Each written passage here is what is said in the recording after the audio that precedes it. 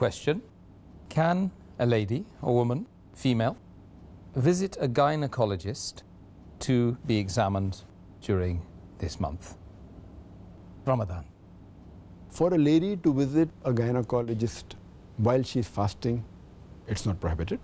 But she should take care that the gynecologist she visits should be a lady, because we have to maintain the hijab.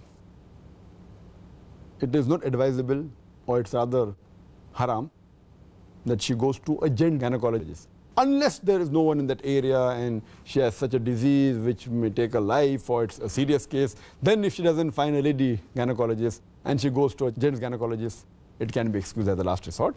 But normally she should visit a lady gynecologist. Now when she visits a gynecologist, if an examination is done, it may be a PV, as we say in our lingo, medical lingo, that per vaginal examination, whether a finger is inserted in the vagina, that will not break the fast. If any instrument is put in the vagina also, it will not break any fast. For any testing, any examination, or if any vaginal pessary is also put in the vagina, that will not break the fast. While she goes to a gynecologist, if there are any other tests done, or if any instrument is put in the uterus, any intrauterine device, or any catheter is put, all these things will not break the fast.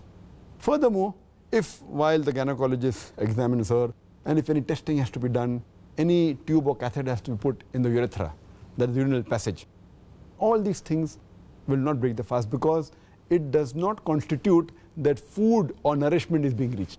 And food and nourishment cannot be given through the vagina, through the urethra, through the uterus. So the scholars are unanimous, agree that she can visit a gynecologist, she can get herself examined. This will not break the fast at all.